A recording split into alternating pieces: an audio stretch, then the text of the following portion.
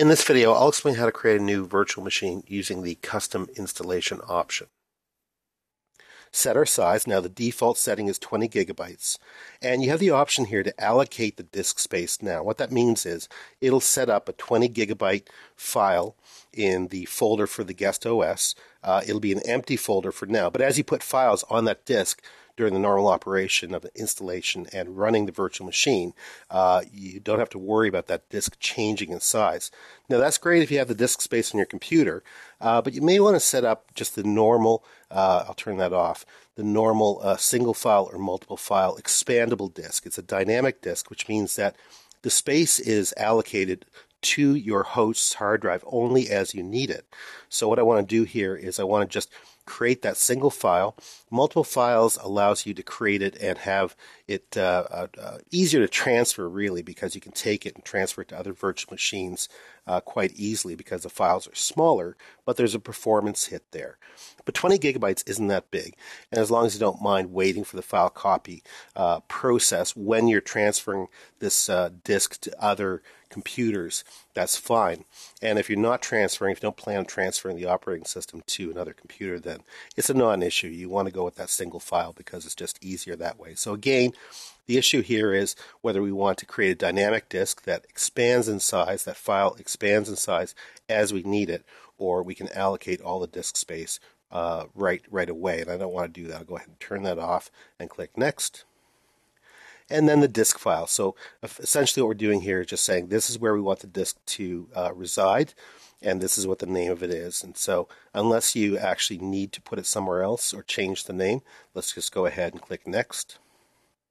And here are all our settings. So at this point, I can go ahead and customize the hardware. So if I click that, I can change any of these settings as needed before I go ahead with the installation. So you can see here are all our different settings. I'll go ahead and just click Close. Everything looks good. And then you have the option here of powering on that virtual machine after the creation. Now remember, we're installing a new OS here, so we probably want to go ahead and make sure that stays checked and then click Finish.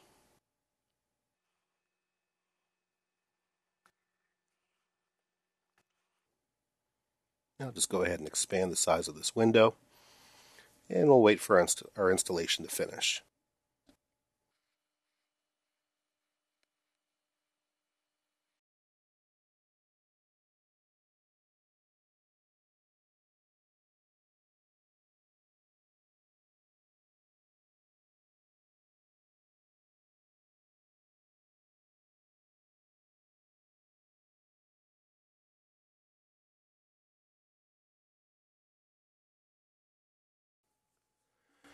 Okay, the installation is finished. Now you may notice that down at the Help section it says Easy Install failed to automatically install VMware tools. So it's telling us to log into the guest operating system and install it from there. So I'll go ahead and close this. And that may happen. If it happens, it's not a problem. Let's just go ahead and put our password in here, log in. Okay, so once we're in the operating system, let's go ahead and click VM, Reinstall VMware Tools. Now it tells us to mount the virtual CD drive in the guest, which is actually being done for us, launch a terminal, and then we'll uncompress the installer. So let's go ahead and double click on the tar gzip file right here. And what I want to do is extract this to a location that I can access it pretty easily. I'll click the Home section and then let's say put it in Documents, Extract. Okay, so once we've done that, I'll go ahead and close that.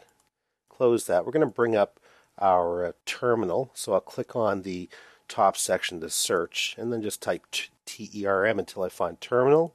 Go ahead and select that. And we should be in Home. I'll go ahead and list the contents. There we are, we're in Home. So CD, Documents, list again, and there's our VMware folder for tools. So I'm going to change to that directory, list again, and here's our installer right here. You can tell that because it's green.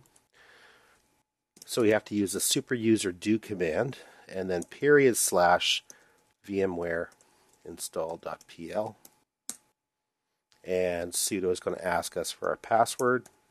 You need to have an administrative password to do this. Now we're going to be asked some questions here, and there's really no reason to go with anything but the default. If you feel that there's some reason you need to do that, you can change the option here, but the option in square brackets is telling us that's the default, which means we can say yes just by pressing enter.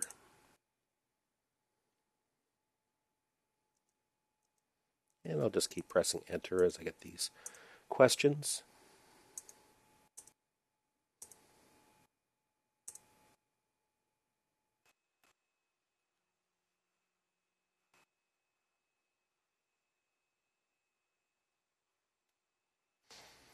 Okay, so once we're done, we're in good shape, and you can see that the VMware Tools installation was successful because our screen automatically resized. Now we can access different resolutions and have auto-fit for the screen resolution as we change that VMware window. I'll go ahead and close that.